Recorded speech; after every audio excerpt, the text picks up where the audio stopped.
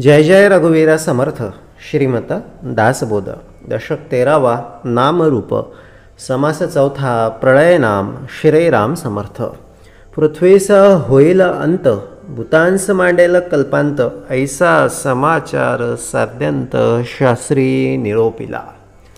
जय जय रघुवीर समर्थ। पुढे सर्व जाईल काही न राहे।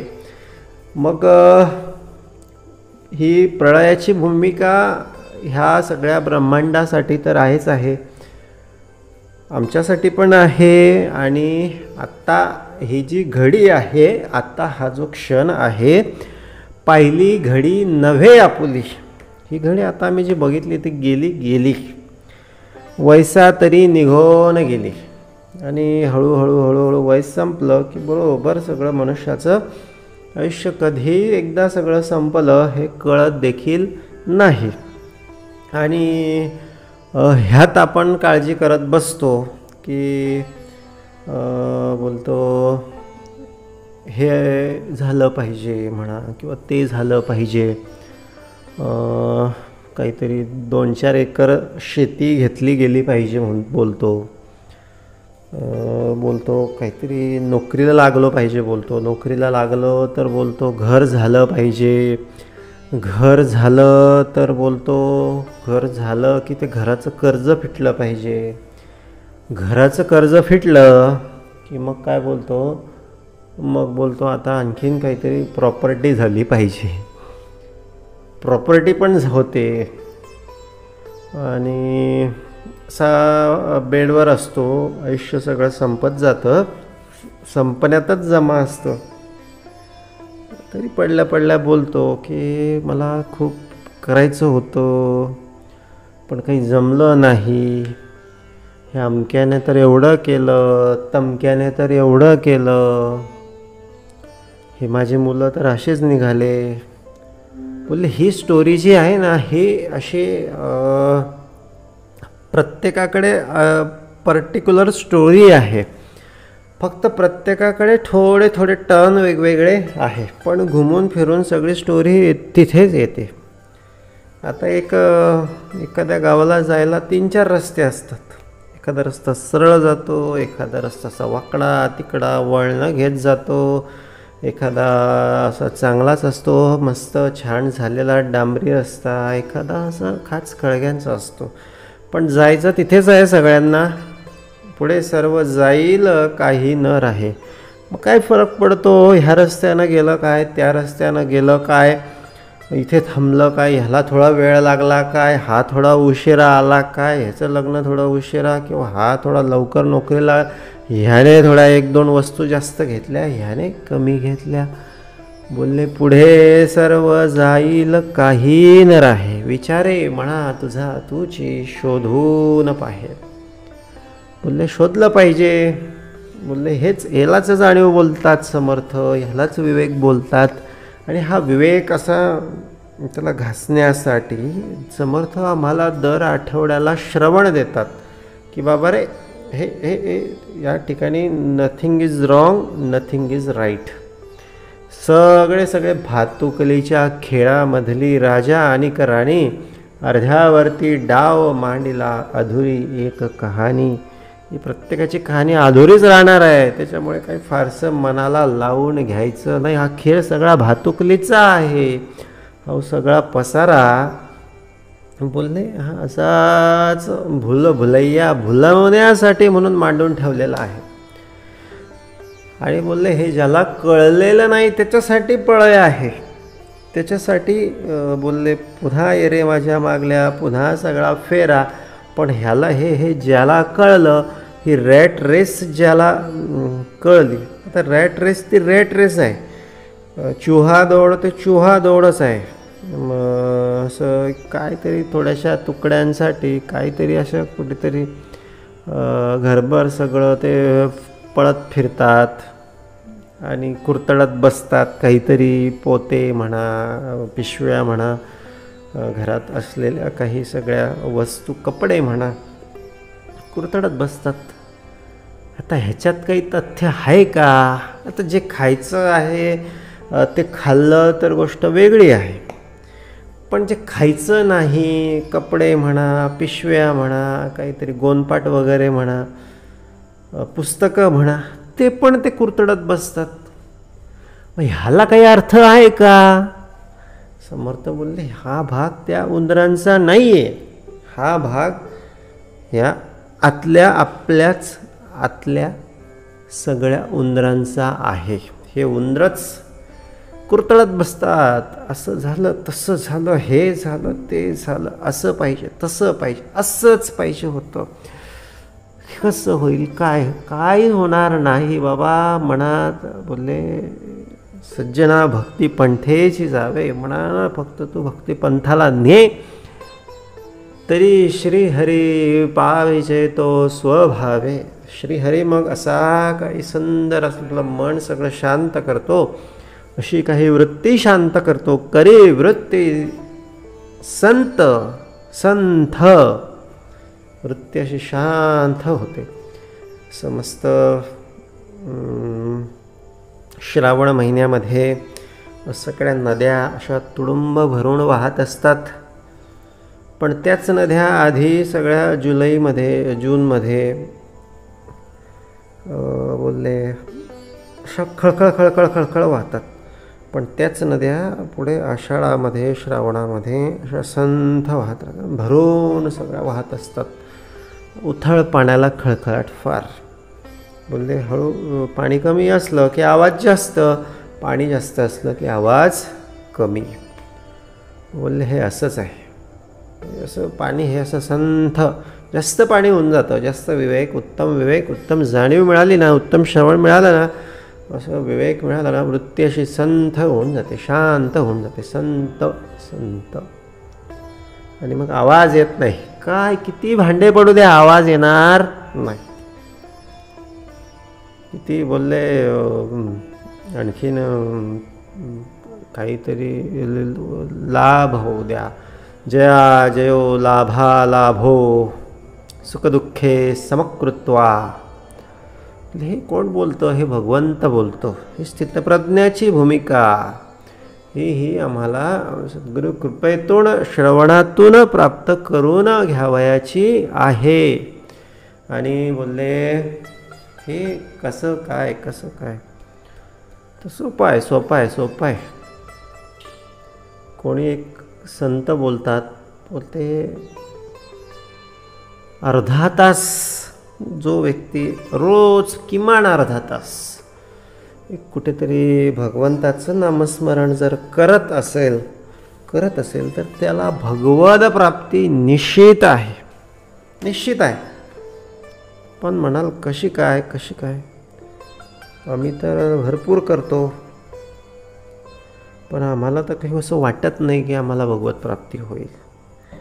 आम्हाला तर असं वेगवेगळंच काहीतरीच आठवतं, असं वेगवेगळंच सगळे. असं बोलले भीती वाटते, काहीतरी विषय सगळे नामस्मरण करायला बसलं की सगळे विषय येऊन उभे राहतात, पुन्हा थैताय सगळे करतात.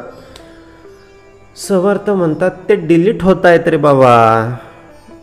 आता आपला मोबाईल आहे, आता आपल्या मोबाईलमध्ये आपल्या सगळ्यात आवडीची वस्तू कुठली तर आपलं सगळं व्हॉट्सॲप आपण ओपन करतो. जुने मेसेज जे असतात तसे स्क्रोल बघतो कुठले फोटोज, कुठले व्हिडिओज जास्त झाले किंवा बिनकामचे झाले, जास्त MB असलेले, जास्त साईज असलेले ते बघतो. आणि काही एखाद्या वेळेस ते नाही समजलं, त्याला ओपन करून बघतो, झूम करून बघतो. बोलले डिलीट करण्यासाठी पण तो समोर उघडावा लागतो किंवा तो समोर यावा लागतो, अशीच भूमिका मनाची आहे. हे जुन्या फायली सगळ्या मन काढतं, जुनं सगळं. आता तो बोलतो हा आता नामस्मरणाला बसला, भक्तीला लागला, म्हणजे याच्या अंतःकरणामध्ये आता अग्नी प्रज्वलित झाला. आणि ह्या अग्नीमध्ये आता जुनं सगळं भंगार, आता ह्याला नवीन सगळं, याचं घर सगळं रिनोव्हेशन करायचं आहे. याच्या अंतःकरणात आधी सगळी भंगार होती, आता याच्या अंतःकरणामध्ये सुख ठेवायचं आहे, शांती ठेवायची आहे, आनंद भरायचा आहे ना. मग जुनं काढायला नको, रडायला पाहिजे की नको. आणि मग ते सगळं काढलं जातं. पण आपण ते जाळायला टाकणार, अरे रे नको बोलतो, कामात येईल, राहू दे. आपलं घरामध्ये असंच होतं. बोलतो आपण घरामध्ये जेव्हा आपण भंगारवाला येतो तर त्या घरातले सगळे मुलं किंवा सुना, नवीन सुना, त्या सगळ्या जुन्या वस्तू सगळ्या काढतात आणि भंगारवाल्याला देण्याचा प्रयत्न करतात. पण सासूबाई असते, सासूबाई पण जुनी आणि त्या भंगार वस्तू पण जुन्या. कुठेतरी त्यांचा एकमेकाशी जिव्हाळा असतो, कुठेतरी जीव सगळा गुंतलेला असतो, ममत्व सगळं जडलेलं असतं. आणि ते सासूबाई बोलते असू दे कामात येईल. किंवा त्यांच्या काळामध्ये कसं होतं, त्यांच्या काळामध्ये पूर्वी आपला भारतच देश हा अत्यंत गरीब होता. आत्ताच्या सारखे एवढी चंगळ त्यावेळेस नव्हती, खाण्यापिण्याची सगळी वाताहत होती आणि म्हणून ते लोक सगळ्या वस्तू जपून वापरायचे. ती सवय त्यांना जडलेली असते, त्यांचा पण काही दोष नाही. ही गोष्ट आपण लक्षात घ्यायची. आता ते म्हणतात तर त्यांचं ऐकून घ्यायचं. भले ते कुठे गावाला गेले, कुठेतरी ते नसले, तेव्हा आपण ते काढून टाकले तर त्यांना ते काही लक्षात, कारण त्याची गरजच पडत नाही, कामच पडत नाही. आणि कोणी त्या गोष्टी परत बघायला ते विकले तर त्यांना कळत पण नाही. पण असं समोर म्हणतो त्यांचा मान म्हणून आपण त्या गोष्टी राहू देऊ शकतो. मूळ मुद्दा असा की घरातलं जी भंगार आहे ती आपली जुनी, आता आई म्हणजे ते इकडे घरातले जुने व्यक्ती, तो विषय सोडा. आता ह्या ठिकाणी जुने वस्तू किंवा जुनं का सगळं काय दाखवलं आमच्या आतमध्ये सद्गुरूंनी, आमचा अहंकार आणि आमची वृत्ती. जुने जाऊ द्या, ते शोसूत बोलतात, जुने जाऊ द्या मरणा लागुनी, जाळुनी किंवा पुरुनी टाका, एक तुतारी द्या मज आणुनी, फुंकी नमिती स्वप्राणाने. म्हणजे असा बरा निश्चयो शाश्वताचा करावा, म्हणे दास संदेह तो विसरावा. हा असा शाश्वताचा निश्चय करायचंच आहे आणि हे सगळं मुक्त सगळं मला व्हायचंच आहे. बोलले ही भूमिका, अशी भूमिका घेतल्याशिवाय ना, बोलले कुठेतरी बोलले हे सगळं जुनं सगळं सोडता येत नाही, जुनी वृत्ती सोडता येत नाही. आणि बोलले हे असंच आहे, नामस्मरण करता घेताना पर्वत जळती पापाचे. संतांनी पण सांगून ठेवलं आहे, जळणार आहे बाबा, तुझ्या आतलं जे आहे ना ते सगळं जळणार आहे. मग जळत्या ते शेकोटीमध्ये जळण्यासाठी टाकू द्यायला पाहिजे ना, बरोबर आहे की नाही. आपण टाकूच देत नाही, धरून ठेवतो, बोलतो कामात येईल. आपली वृत्ती, आपला अहंकार पण टाकून द्यायचं, बिनधास्त टाकून द्यायचं.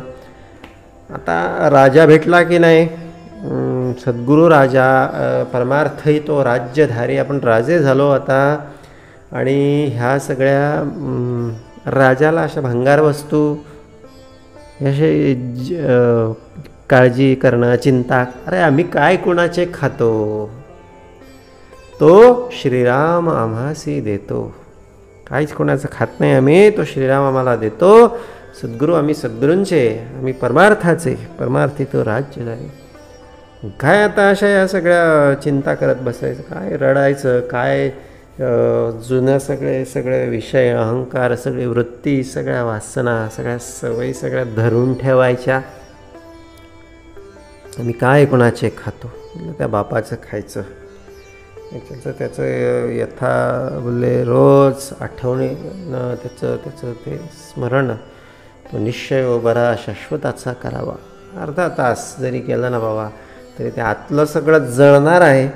आणि आतलं जळणं त्याचा प्रळय समर्थांना अपेक्षित आहे. आता हा प्रळय तर होतच राहणार आहे. ह्या प्रळय समर्थांनी या समासामध्ये बाहेरच्या सगळ्या ब्रह्मांडाचा आपल्या देहाचा प्रलय दाखवलेला आहे, तो होणारच आहे. पण समर्थ कसा दिनाचा दयाळू आपल्याला जे पाहिजे ते बरोबर सगळं देत असतो.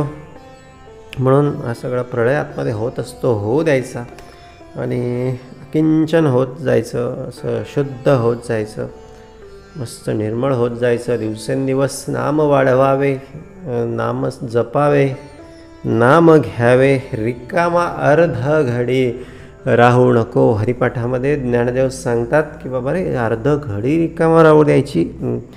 कारण अर्धी घडी जरी आपण रिकामा राहिलो तर काय आपल्या हातून स्क्रोल होऊन जाईल आणि आपल्या हातून काय आपल्या डोक्यात काय विचार येतील ते सांगता येत नाही.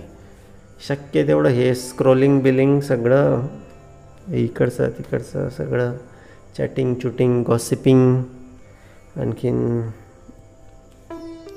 काय बोलले टाईमपास या कॅटेगरीमध्ये जे सगळं येतं, रिमोट वगैरे वगैरे वगैरे वगैरे, तेवढं शक्य तेवढं टाळावं. कार्यकारण कामापुरतं जेवढं असेल तेवढं, आणि अत्यंत निष्ठापूर्वक अत्यंत श्रद्धापूर्वक सगळं बोलले करावं. हेच त्या भगवंताला पाहिजे. कसं करतो, कशा पद्धतीनं करतो हे त्याला अभिप्रेत नाही, तर बोलले किती आनंदानं, किती साधेपणानं, किती निर्मळपणानं करतो हे त्याला अभिप्रेत आहे. आता सुदाम्या कृष्णाला भेटायला म्हणून गेला आणि आता मित्राकडे गुरुकडे म्हणा बोलले, पूर्वीच्या काळी असं एक हे होतं, प्रघात होता की मित्राकडे जायचं असलं, गुरुकडे जायचं असलं तर त्या ठिकाणी असं खाली हात जाऊ नये असं बोललं जायचं. सुदामा अत्यंत दरिद्री होता. त्याची पत्नी तिने सांगितलं, म्हणाल कृष्णाकडे जा, तुमचा मित्र आहे, राजा आहे, काहीतरी देईल. पण तो बोलला मी मित्र आहे ठीक आहे, पण मागण्यासाठी मी मित्राकडे मागू शकत नाही बोलले, आणि तो मागितल्याशिवाय देणार नाही हे पण मला माहिती आहे, त्याच्यामुळे तू काही अपेक्षा करू नको. पण ती बोलली जा भेटून तर या बोलले. मग तो म्हणाल ठीक आहे. पत्नी हट्ट, बाल हट्ट, राज हट्ट, हे सगळ्या हट्टांच्या पुढे काही कोणाचं चालत नाही. ते पूर्ण होत नाही तोपर्यंत काही ह्या सगळ्या गोष्टी पिच्छा आमचा सोडत नाही. आणि मग तो निघाला. आणि निघताना आता घरात तर काही नव्हतं, सगळं दारिद्र्य होतं सगळं. मग काय न्यावं. तिने त्याच्या पत्नीने कुठून तरी असे सगळे तांदळाच्या कण्या मागून भिक्षा म्हणून आणलेल्या होत्या. त्या 4 मुठी सगळ्या त्या कण्या घेतल्या आणि तो निघाला. मजल दर मजल करत द्वारकेपर्यंत आला. तर द्वारका पाण्यात होती. पाण्यामध्ये जायचं म्हणजे नावेत जायचं लागेल, आणि नावेत जायला तर पैसे पाहिजे. एक नावाडी दिसला आणि नावाड्याला विचारलं, म्हणाल बाबा मला जायचं आहे पण माझ्याजवळ पैसे नाही. पण ती पण सोय भगवंताने करून ठेवलेली होती. तो नावाडी नाविक नव्हता, तर खुद्द भगवंतच त्या ठिकाणी नावाड्याचं रूप घेऊन आलेला होता. बरोबर येतो तो कुठल्या ना कुठल्या रूपानं जे आवश्यक आहे, जिथे जिथे गरज आहे त्या सगळ्या गोष्टी तो पुरवणारा आहेच आहे. काही चिंता करायची गरज नाही. बोलले तो नाविक त्या ठिकाणी ना आला, बोलला तुझ्याकडे जरी काही नसलं मग काहीतरी असेल ना बोलले. पण सुदामा बोलला म्हणजे माझ्याकडे फक्त दारिद्र्य आहे, आणि हे दारिद्र्य बोलले. मग तो नावाडी बोलला, म्हणाले हे दारिद्र्य मला देऊन टाक. एक हातामध्ये जल घे बोलला, आणि हे दारिद्र्य मला दिल्याचा संकल्प कर, तरच मी तुला माझ्या नावात बसवतो आणि त्या द्वारकेला घेऊन जातो. तर पर्याय नव्हता. सुदामानं केलं तसं. किती दिनाचा दयाळू आहे. यायच्या आधीच, पोचायच्या आधीच बोलले सगळी सोय करून ठेवली. अजून पोचला पण नाही, द्वारकेत पण नाही गेला, आधी सगळं दारिद्र्य काढून घेतलं. किती बोलले त्याच्या सगळ्या त्या देण्याला, त्याच्या दयेला बोलले काही अंत नाही, काही पारावार नाही. असा तो दिनाचा दयाळू आहे, मनाचा मवाळू आहे. म्हणून बोलले काही बोलले काळजी करू नये, मस्तपैकी छानपैकी अत्यंत भक्तिभावानं, अत्यंत भोळा भावानं आमच्या भगवंतावर विश्वास ठेवावा. निश्चित सगळ्या प्रलयापासून, सगळ्या सगळ्या सगळ्या विध्वंसापासून आम्हाला सांभाळणारा आहे. आता ही जी अवस्था प्राप्त झाली, ही अवस्था कशामुळे झाली? म्हणजे मनात्वांची रे पूर्वसज्जित केले. आता बरेच जण असे बोलतात की बोलतात हे भक्तिमार्गात आलो आणि माझं सगळं वाईटच व्हायला लागलं, नुकसानच व्हायला लागलं, किंवा अमक्याचं तर तो काहीच करत नाही पण त्याचं चांगलंच होतं आहे, तमक्याचं बोलले त्याचं असं झालं पण आमचं तर नुकसान. तर समर्थ बोलले हा भ्रम आहे. हा भ्रम आहे की ह्याने असं होतं, त्याने तसं होतं. कशानंच काही होत नाही. हे सगळं आपल्या सगळ्या प्रारब्धाची सगळी भूमिका असते. प्रारब्धाच्या संचितापासून हा सगळा प्रकार सगळा घडून येतो. हे सगळं येत राहणार, जात राहणार, त्याच्याकडे बघू नये. समर्थ आहेत ते आपल्याला सामर्थ्य देत राहणार. त्यात सगळं भक्ती काही सुख पण देत नाही, दुःख पण देत नाही, पण जे आहे ना बाबा त्याच्यात सगळं उभं करण्याचं सामर्थ्य भक्तीमध्ये आहे. पृथ्वीस होईल अंत, भूतास मांडेल कल्पांत, ऐसा समाचार साध्यंत शास्त्री निरोपिला. बाबा सगळ्या पृथ्वीचा अंत होणार आहे, भूत पण सगळे जातील. हे आपलंच काय, सगळी पृथ्वी एक दिवस सगळी जाणारी आहे. आता नुसती जाणारीच नाही तर परत पण येणारी आहे. बोलले असं खूप वेळा झालेलं आहे. आले गेले, आले गेले, थांबले, आले गेले, थांबले. आपण पण, ही पृथ्वी पण, हे सगळं विश्व पण, आपले सगळे नातेवाईक पण, आपले सगळे मित्र पण, आपले आणि सगळेच कोणीच नाही सुटणार याच्यामधून. देव पण येतात आणि देव पण जातात. रामकृष्ण आले आणि गेले. राम पण आले, कृष्ण पण आले. कलंकी पुढे देव होणार आहे आणि पुढे कलंकी नावाचा सगळा देव येणार आहे. कलियुगाचं सगळं प्रस्थ सगळं माजेल सगळीकडे. आणि ह्या सगळ्या कलीला हरवण्यासाठी म्हणून मग वेगवेगळ्या सगळ्या शक्तींच्या मदतीनं कलंकी त्या ठिकाणी येईल आणि आपलं कार्य करेल. आणि मग हे त्याच्यानंतर हे सगळं पृथ्वीचा अंत कदाचित होईल किंवा मग पुन्हा सगळ्या नवीन युगाची सगळी सुरुवात होईल. मग हा सगळा प्रकार कसा होणार आहे? ज्यावेळेस प्रलय सगळा मांडला जाईल त्यावेळेस तो कसा मांडला जाईल? शतवरुषे अनावृष्टी, 100 वर्षे पाणीच पडणार नाही, पाऊसच पडणार नाही. आता कल्पना करायची, 2-3 वर्ष जर पाऊस नाही पडला तर काय होतं? आमच्याकडे दुष्काळ येतो. पण 100 वर्ष जर पाऊस नाही पडला तर सगळे जीव सगळे बुजून, सगळे भाजून, सगळे राख होऊन जातील, सगळे जळून जातील.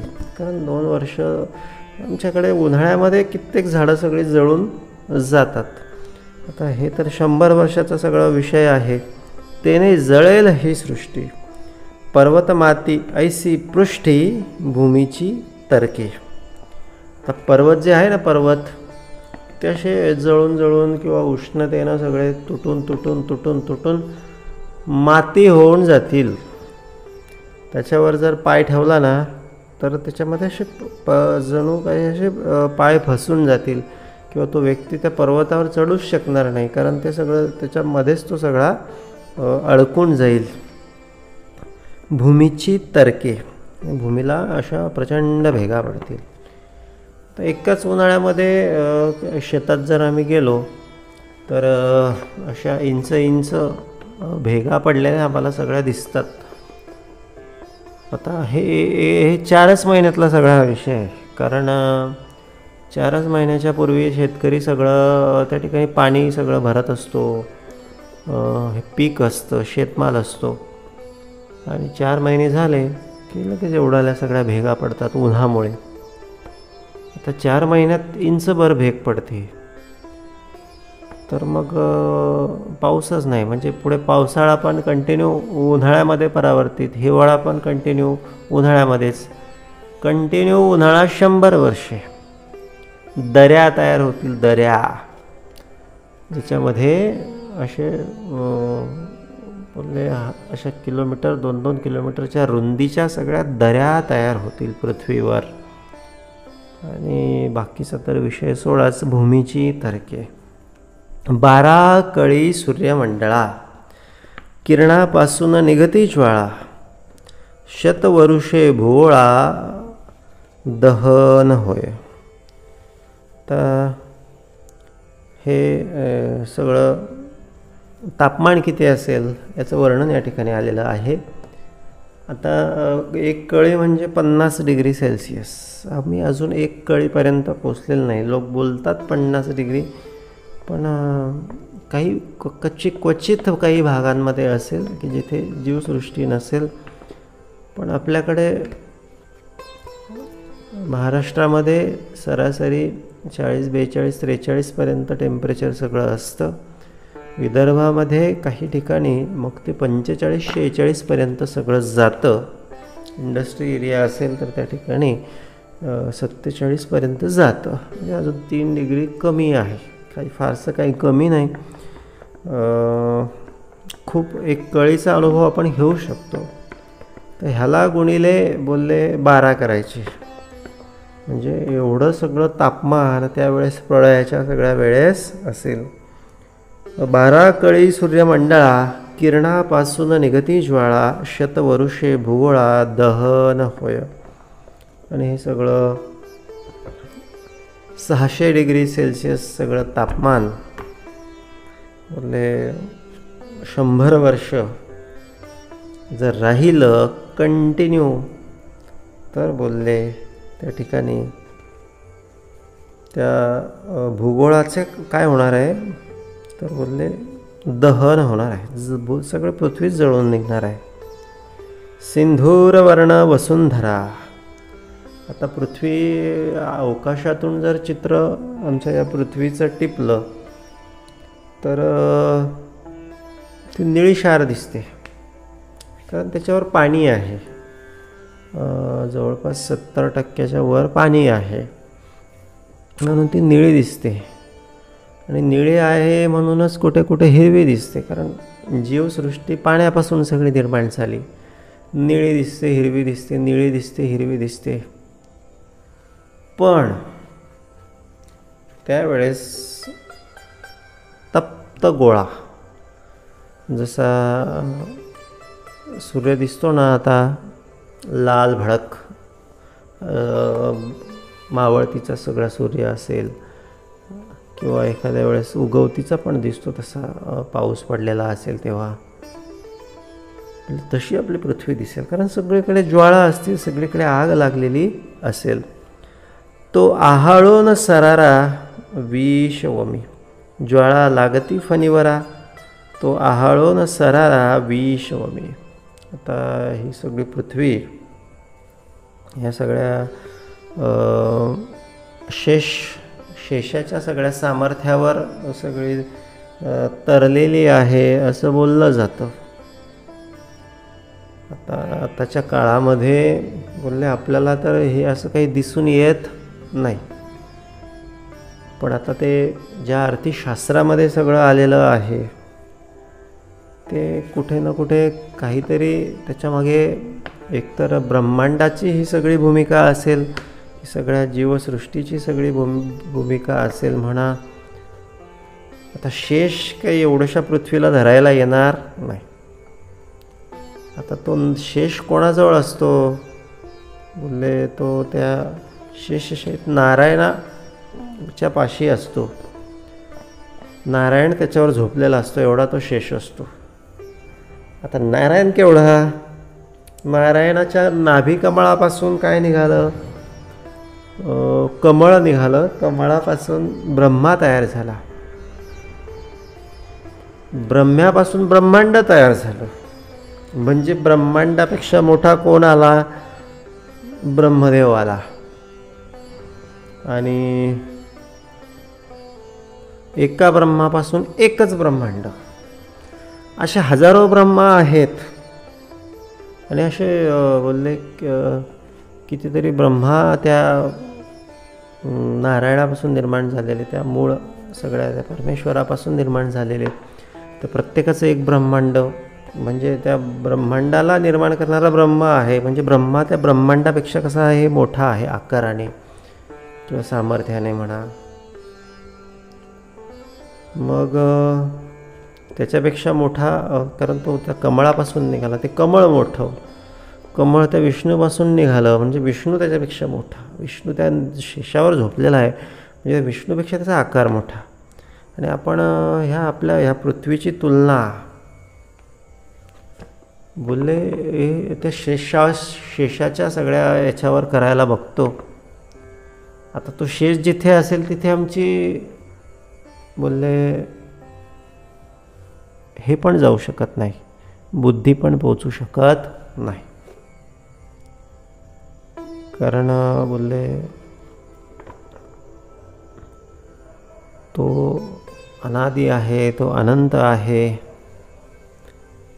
आणि मग ते त्रिदेवांमधील विष्णू जरी पकडला, लक्ष्मीसहित बसलेला, तेथेही एक शेष आहे. पण तोही अर्थातच त्या ब्रह्मदेवाच्या बरोबरीचा आहे. ब्रह्मदेवापासून अर्थातच सगळी तीच भूमिका, पुन्हा सगळी तीच भूमिका. ब्रह्मदेवापासून ब्रह्मांड सगळं निर्माण झालेलं आहे. म्हणजे तो अर्थातच त्या ब्रह्मांडाला दिसणारा नाही. ब्रह्मांडापेक्षा श्रेष्ठ भूमिका. ही सगळी भूमिका बोलले ह्या सगळ्या अखिल त्या सगळ्या ब्रह्मांडाच्या पलीकडेही जे एक मुख्य आहे, बोलले ते जो मुख्य आहे नारायण किंवा तो आपो नारायण, बोलले तो त्याच्या सामर्थ्यावर किंवा त्याच्या आधारानं श्रीहरी किंवा तो आपो नारायण त्या ठिकाणी वसलेला आहे. तर त्या आशयानं बोलले बऱ्याचदा आम्ही बोलतो की शेषाच्या आधारानं सगळं आहे. तर ह्या ठिकाणी समर्थांनी सांगितलेलं आहे की म्हणाले बाबा ज्वाळा निगती फणीवरा, तो आहाळून सरारा विष वमी. आणि हे सगळे का आता हे पृथ्वीवर प्रळय आला म्हणजे तो काय फक्त पृथ्वीवरच येईल का? सगळ्या ब्रह्मांडाचा प्रळय असेल तो. कारण पृथ्वी काही एकटी आहे का? नाही. त्याच्यासोबत गुरु आहे, बुध आहे, शुक्र आहे.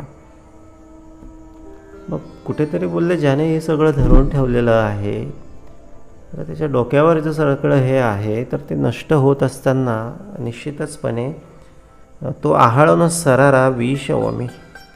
कुठेतरी तोच आणखी फुत्कार टाकेल. त्याच्यातून पुढे आणखी या सगळ्या गोष्टी नष्ट होत जातील. जे पृथ्वी वगैरे ह्या सगळ्या गोष्टी जळून जातील.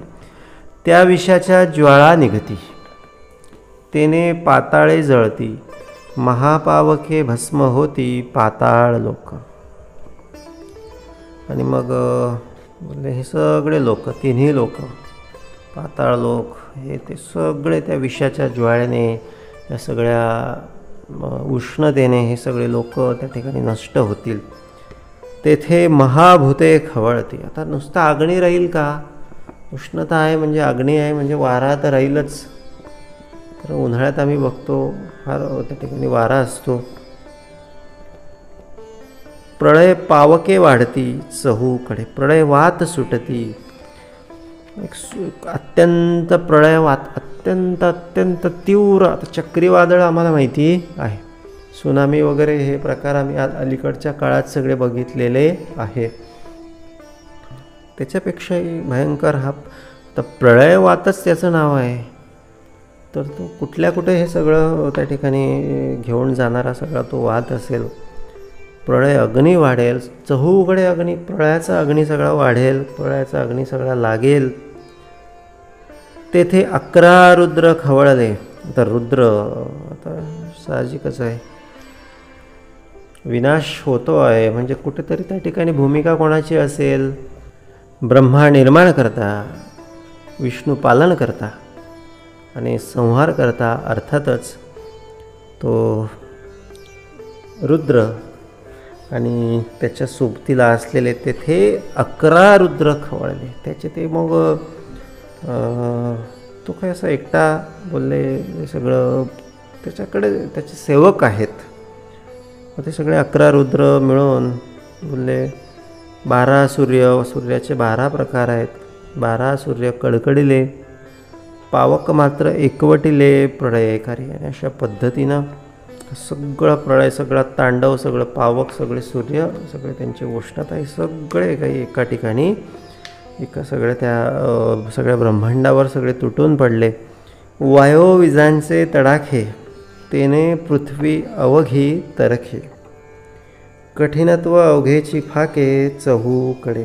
मग आता पृथ्वी नरम झाली, कारण वायूचा तडाखा, विजांचा तडाखा, मग त्याच्यात भेगा पडल्या आणि मग त्या सगळे मातीची धूप झाली, भुगा झाला आणि सगळीकडे असं हल्लकल्लोळ सगळा माजला. धूळ सगळी उडायला लागली. आणि बोललं तिचं पृथ्वीने त्याचं ते हार्डनेस, तिचा तो कठीणपणा, तिचा त्याग तिला करावा लागला. तेथे मेरूची कोण गणना, कोण सांभाळील कोणा. चंद्र सूर्य तारांगणा मूस झाली. आता मेरू पर्वत असं मानलं जातं की तो पृथ्वीवरचा सगळ्यात उंच पर्वत आहे आणि तिथूनच पुढे स्वर्गाला जाता येतं. त्या पर्वतावर चढून पुढे स्वर्गाची द्वारं सगळे असतात.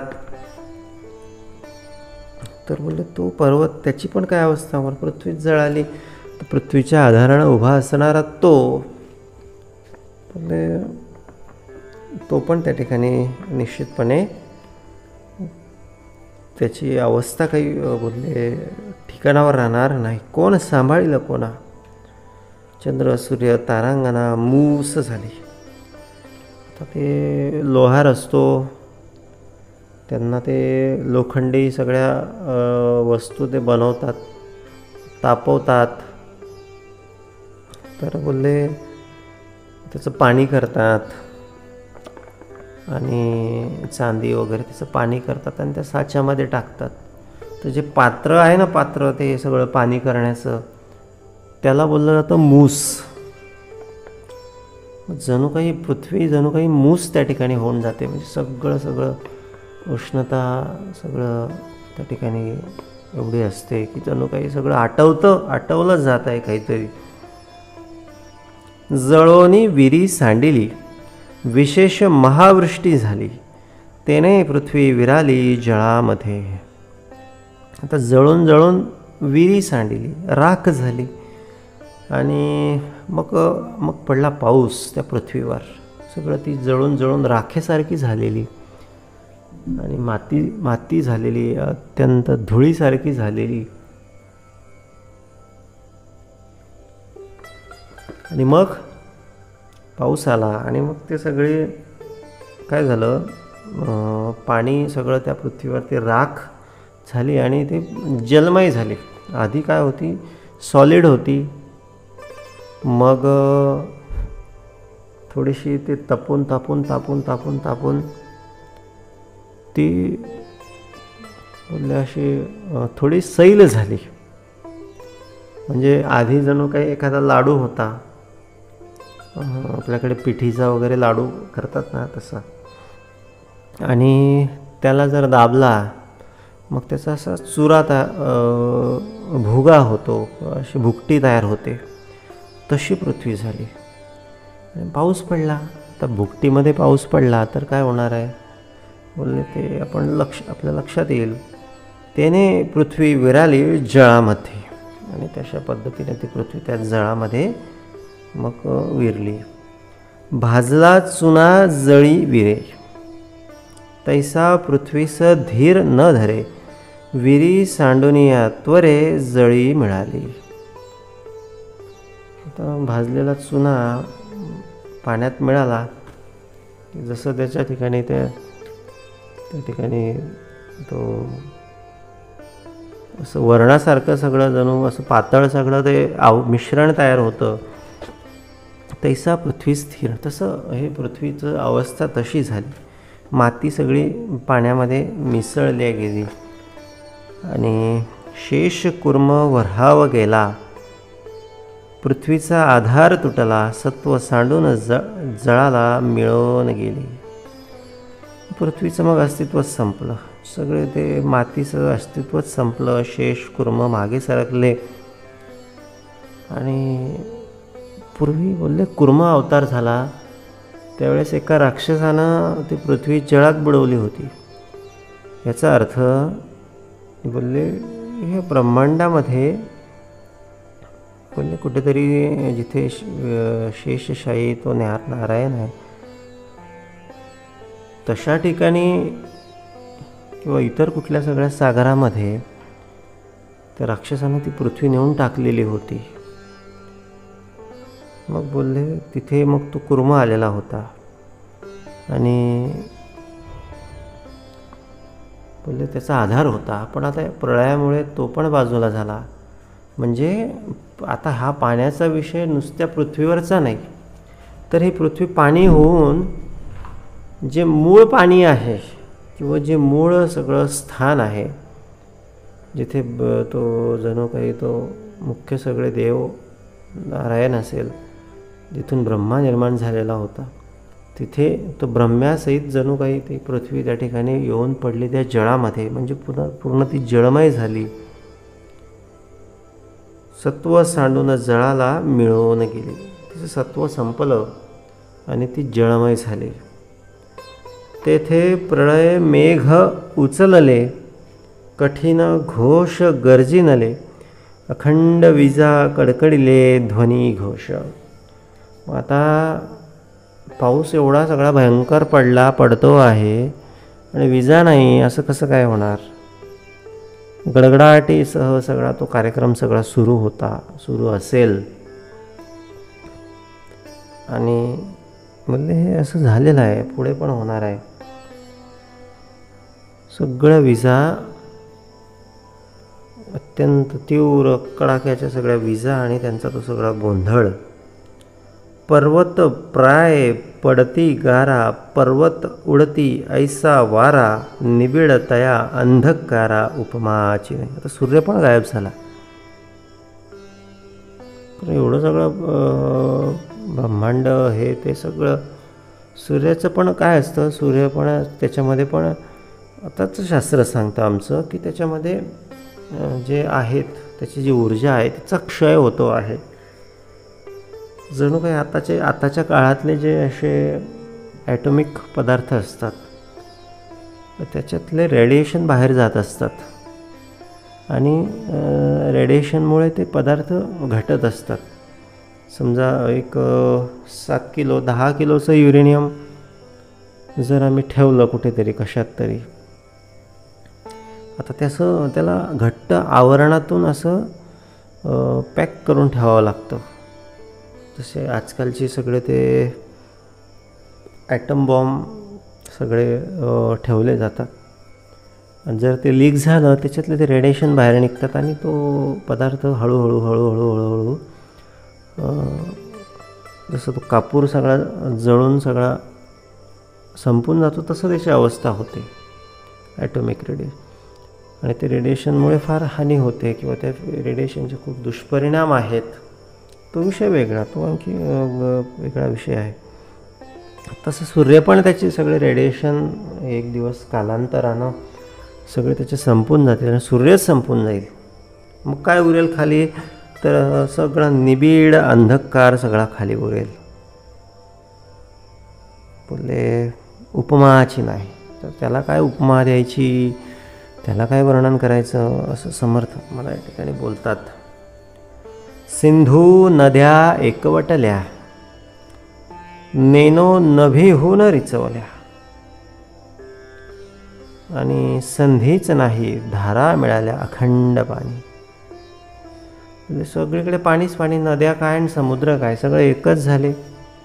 आणि वरतून पण पाणी चालू, खालचं पाणी वरचं पाणी जणू एकच झालं. मध्ये पण पाणी, आकाशात पण पाणी, पाणीच पाणी सगळीकडे. संधीच नाही धारा मिळाल्या अखंड पाणी, पाणीच पाणी. ही सगळी प्रळयाची सगळी भूमिका आहे. तेथे मच्छ कुर्म सर्प पडती. आता हे साहजिकच आहे, पाणी आलं म्हणजे पाण्यात सगळे मत्स्य तयार होणार, कुर्म सर्प तयार होणार. आता ते एवढ्या मोठ्या, हे काही आमच्या पृथ्वीवरच्या धरणामधला विषय नाही आहे. पृथ्वी ज्या सागरात मिळून गेली त्या सागराचा विषय आहे. म्हणजे त्या ठिकाणी अशा हजारो पृथ्व्या येऊन मिळालेल्या असणार. म्हणजे तो पसारा केवढा मोठा आहे, त्याचं डायमेन्शन कसं असेल याची कल्पना आमच्या बुद्धीच्या सगळी पलीकडची आहे. मग तिथे सर्प उंच केवढे असतील पाहावे आपण, असे आपण बोलले. हे आताच्याही काळामध्ये जर बघितलं ना आपण, तर पूर्वीच्या काळातले लोक आमच्यापेक्षा मोठे मोठे होते. त्यांचे आयुष्य पण आमच्यापेक्षा जास्त होती. वनस्पती प्राणी पण मोठे मोठे होते. अगदी अलीकडच्या काळामध्ये सापडलेले सगळे असे वासुकी सारख्या सापांचे, शेष सारख्या नागांचे सगळे अवशेष गुजरातेत वगैरे अशा ठिकाणी सापडलेले आहे. 50-50 फुटापर्यंतचे सगळे ते अवशेष आजही मिळून आलेले आहेत. म्हणजे आणि बोलले तर त्या शेषा त्या सागरामध्ये असणारे ते किती असतील, कसे असतील, केवढे असतील याची कल्पना आम्ही न केलेली बरी. ते तिथे समर्थ सांगतात की ते पर्वतासारखे आहेत. आज समर्थ तुलना कोणत्या युगाची करतायत, आजच्या सगळ्या आम्हाला समजवण्यासाठी. बरोबर आहे, आजच्या युगामध्ये जेवढ्याले पर्वत असतात ना, तेवढ्याले त्या युगामध्ये जेव्हा ते होईल तेव्हा तिथे पडणारे ते सर्प, विंचू, कुर्म हे सगळे ते आजच्या पर्वता एवढे सगळे असतील. गर्जना होता मिसळती जळात जळे.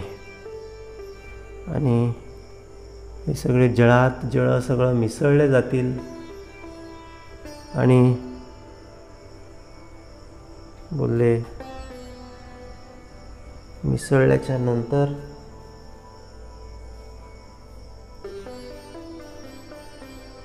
सप्त सिंधू आवरणी गेले. आवरण वेढे मोकळे झाले. जळरूप झाली या खवळले प्रळय पावक. आता हे सप्तसिंधू आवरण हे कुठेतरी आवरणाभोवती, आवरणाच्या आतमध्ये सगळे आहेत ते आवरण देखील. आता हा जो विषय सुरू होता आमच्या पृथ्वीच्या जळात बुडाले, तो एका सिंधूचा सगळा विषय होता. बोलले असे सप्तसिंधू आहेत आणि त्याच्या भोवती कड आहे किंवा आवरण आहे आणि वेढा आहे. आणि बोलले हे सगळं जेव्हा प्रळय होईल ना, हे वेढा पण निघून जाईल. मग ते सगळं वायू, सगळ्या अवकाशात सगळं ते पाणी सगळं भिरकवलं जाईल, त्याची वाफ होईल म्हणा किंवा काय होईल. हे बोलले हा फार गंभीर, फार कठीण सगळा हा प्रकार आहे. मग हे पाणी कसं जाणार आहे, हे 7 सिंधूचं पाणी कसं आटणार आहे. ब्रह्मांडा ऐसा तप्त लाव. बोलले ब्रह्मांडापेक्षा, ब्रह्मांडाला जर हे सगळं गिळंकृत करायचं असेल तर तो लाहो कसा असेल, लोह ते उष्णता, तो प्रकार कसा असेल. शोषी जळाचा समूह. आता काय झालं, हे आमचं पृथ्वी वगैरे असे आमचे ग्रहासारखे असे हजारो ग्रह त्या एका मुख्य जळामध्ये, त्या सागरांमध्ये मिसळले. ते सागर 7 होते, त्यांच्या भोवती आवरण होते आणि ते आवरणं तुटले. मग ते आणखी एका वेगळ्याच विश्वात, वेगळ्याच एका युनिवर्सचा भाग होता. मग तिथे उदंड पोकळी होती. मग त्याच्यात हे सगळे त्या ठिकाणी शोषल्या गेले. ब्रह्मांडा ऐसा तप्तला हो, शोषी जळाचा समूह, तैसे जळास झाले पाहो अपूर्व मोठे. ते सगळं जळ ते ब्रह्मांडात कुठल्या कुठे सगळं भिरकवलं गेलं त्या मोठ्या ब्रह्मांडामध्ये. तेने आटवून गेले पाणी आणि असंभाव्य माजला वन्ही. आता हत्तीतला प्रळय सुरू झाला. पहिला पृथ्वीवर झाला, मग ते कुठे जाऊन पडले? ते सगळ्या सागरांमध्ये. ते सागरांचे कडे तुटले, मग ते कुठे जाऊन पडले? आणखी त्या मोठ्या त्या अवकाशामध्ये, जे महाब्रह्मांड ज्याला आपण म्हणूया. ब्रह्मांड तर हे आमचं आहे, त्याला आपण महाब्रह्मांड म्हणूया. आता ते काय काय आहे, कसं कसं आहे, त्याला काय नावं, कसे कुठल्या नावात संज्ञेत ते फिट बसेल हे भगवंतालाच माहिती. पण इथे जसं जसं वर्णन आलेलं आहे ते वर्णन आम्ही समर्थांच्या सगळ्या कृपेनं सगळं इथे जाणून घेण्याचा प्रयत्न करत आहोत. मग ते जळ ज्या सगळ्या महाब्रह्मांडामध्ये शोषल्या गेलं, आता त्याचा पण प्रळय सुरू झाला. तिथे वायू होता. बोलले असंभाव्य माजला वन्ही. तिथे पण उष्णता, सगळीकडे आग सुरू झाली. तया वन्हीस केली झडपणी प्रळय वाते. मग तिथे त्या आगीला पण एक प्रळय वात आला. तिथल्या महाप्रळयाचा वात त्याने ते सगळं शोषून घेतलं. आणि दीपास पालव घातला, तैसा प्रळय पावक विझाला. पुढे वायू प्रबळला असंभाव्य. आणि मग त्याने ते सगळं अग्नी शोषून घेतला आणि सगळीकडे सगळा तो वायोच वायो सगळीकडे प्रबळ झाला, असंभाव्य झाला. दुसरं काहीच नाही. वायाशिवाय मग काहीच उरलेलं नाही. ना ते त्या ठिकाणी बोलले, ना तो विष्णू, ना ते ब्रह्मा, ना महेश, काहीच नाही. आता हा सगळा प्रवास त्या मुख्य परमात्म्याकडचा हा सगळा प्रवास आहे. उदंड पोकळी थोडा वारा, तेने वितळून गेला सारा. पंचभूतांचा पसारा आटोपला. फक्त पोकळी उरली, सगळे पंचभूत आटोपले. एकाही पंचभूताचं अस्तित्व त्या ठिकाणी उरलेलं नाही. महदभूत मूळ माया, नामस्मरणे वितुळे काया. पदार्थ मात्र राहावया ठाव नाही. आणि बोलले मग ती महद्भूत आणि मूळ माया फक्त त्या ठिकाणी उरली. विस्मरणे वितुळे काया. चुकून नामस्मरण बोलले, त्या ठिकाणी अनावधानानं नामस्मरण हा शब्द त्या ठिकाणी वाचला गेला. विस्मरणे वितुळे काया. विस्मरणातून प्रळय आहे हे आम्हाला समर्थ या ठिकाणी सांगतात. म्हणजे जे विस्मरणात गेले त्याचा प्रळय सगळा बोलले ठेवलेला आहे, ते पक्क आहे. महदभूत मूळ माया. महद्भूताकडे शेवटचा प्रवास असतो, मूळ मायेकडे शेवटचा प्रवास असतो. आणि अशा पद्धतीनं कुठलाच पदार्थ त्या ठिकाणी उरलेला नाही. पदार्थ मात्र राहावया ठाव नाही. आणि मग सगळं दृश्य हलका लोळे नेले. आता हे जो हल्लकल्लोळ झाला आतापर्यंतचा, त्यानं जे सगळं दृश्यातलं होतं ते सगळं त्याने गिळंकृत करून टाकलं. जड चंचळ तितुके वितुळले. तर जे जड होतं, जे चंचळ होतं ते सगळं वितळून गेलं. आणि या उपरी शाश्वत उरले परब्रह्म ते. आणि उरलं काय फक्त, तर बोलले जे काय उरलं ना बाबा ते शाश्वत परब्रह्म. मग हे जे निर्मितीच्या वेळेस जसं परब्रह्म होतं तेवढंच होतं. मग हळूहळू एक एक पंचभूतं आली होती आणि हे सगळं पसारा सगळा वाढला होता. आता मग हे एकाच सगळं परब्रह्म त्या ठिकाणी पुन्हा उरलं. पुन्हा मग ते असं अनादि अनंत कालासाठी असं पडेल मग त्याला आणखी काही वाटेल, मग ते पुन्हा आणखी सगळं सृष्टी सगळी निर्माण करेल. असं हे सगळं प्रलयाची सगळी भूमिका आहे. दृश्यात आता हा मुख्य प्रलयाच्या माध्यमातून समर्थांनी काय सांगितलं की बाबा रे, दृश्य हलका लोळे नेले. जे काही दृश्यातलं आहे ना, ते दृश्याकडे सगळा हल्लकल्लोळच सगळा उभा राहतो आणि हा हल्लकल्लोळ होतच राहतो आणि ते दृश्य जातच राहतं. हे जड आहे, जे चंचल आहे, जे दिसतं बाबा ते सगळं भासमान आहे, अस्थिर आहे आणि ते कायम बदलत राहणार आहे. ते बदललं किंवा ते बदलतं किंवा त्याच्यात काही कमी जास्त, ते ऑलरेडी ते बदलत राहणार आहे म्हणजे कमी जास्त होणारच आहे. काही कमी जास्त आम्हाला झालं, मिळालं म्हणून आम्ही मग त्यात दुःख मानत बसावं, हे काही बोलले आमच्या स्वरूपाचं लक्षण नाही, शाश्वताचं हे सगळं लक्षण नाही किंवा धोरण नाही.